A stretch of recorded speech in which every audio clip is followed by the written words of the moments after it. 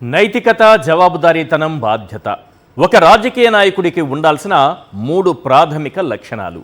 కానీ Stanford university certified leader Lokesh గారిలో ఈ 3 లోపించాయి. నైతికత, జవాబుదారీతనం, బాధ్యత ఈ 3 గురించి తెలుసుకోకుండానే, వాటి గురించి చదువుకోకుండానే ఆయన మంత్రి అయిపోయారు. పార్టీలో ప్రమోషన్లు, ప్రభుత్వంలో పదవులు ఆయనను వెతుక్కుంటూ వచ్చేశాయి. అందుకే అతను ఏ శాఖ బాధ్యతలు చేపట్టాడో ఆ శాఖ పూర్తిగా నిర్వీర్యమైపోయింది. డిఎస్సి మెగా స్కామ్ వివాదాలు, ఉపాధ్యాయ నియామకాలపై ప్రశ్నలు, ప్రభుత్వ బడుల వెలుగు మసకబారిన రోజులు, అనతి కాలంలోనే ఆయన గారు సాధించిన విజయాలు. అధికారం అంటే కుర్చీ కాదు, ప్రజల నమ్మకం. పదవి అంటే రాత్రికి రాత్రి తండ్రి కట్టబెట్టే హోదా కాదు, జవాబు చెప్పే ధైర్యం. 2 ఏళ్ల కాలం ఒక్క రోజైనా యువత గుండెను గెలిచేవా లోకేష్? పేపర్లు లీక్ అయ్యాయి, కలలు చెల్లాచెదురయ్యాయి. సమాధానం చెప్పావా లోకేష్ అంటూ జెన్జీ ప్రశ్నిస్తోంది. గుర్తుపెట్టుకోండి లోకేష్ గారు, లీక్ అయిన ప్రతి ప్రశ్నాపత్రం వెనుక ఒక చెదిరిన కల ఉంది.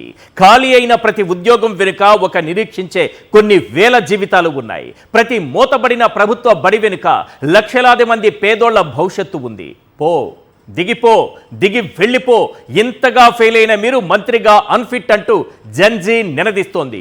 కొడుకును ప్రమోట్ చేసి తండ్రి ఫెయిల్ అయ్యాడు.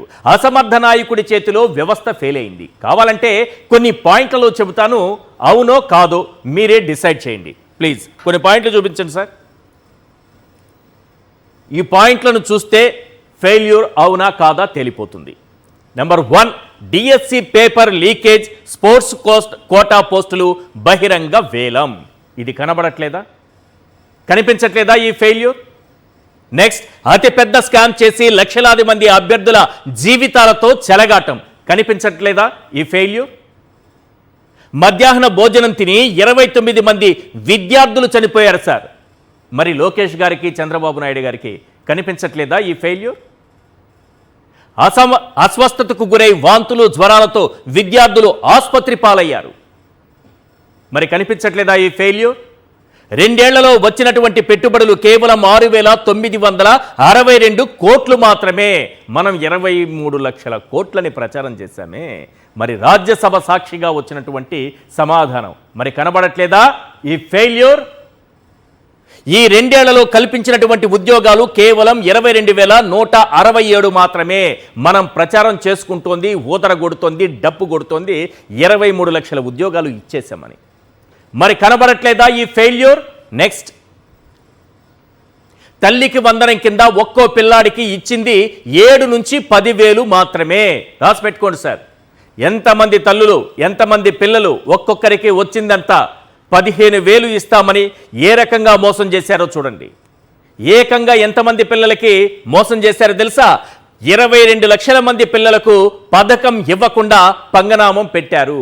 యూడైజ్ లెక్కల ప్రకారం తీసుకుంటే ఉన్నటువంటి పిల్లల సంఖ్య అంతా మనం ఎంతమందికి ఇచ్చామంటే 22 లక్షల మందికి ఎగ్గొట్టేశాం. 2 ఏళ్లలో యువత విషయంలో చూడండి, 2 ఏళ్లలో ఎగ్గొట్టిన నిరుద్యోగ భృతి 1,15,200 కోట్లు. మరి కనిపించట్లేదా ఈ ఫెయిల్యూర్? 2 ఏళ్లలో ఎగ్గొట్టిన ఫీజు రియంబర్స్మెంట్ బకాయిలు 6,300 కోట్లు. మరి కనిపించట్లేదా ఈ ఫెయిల్యూర్? 3 దఫాలుగా ఇవ్వకుండా ఎగ్గొట్టిన వసతి దీవెన బకాయిలు 3,300 కోట్లు. మరి కనిపించట్లేదా ఈ ఫెయిల్యూర్? నాడు నేడును అటకెక్కించి కనీసం మరుగుదొడ్లు కూడా కట్టించలేదు సార్.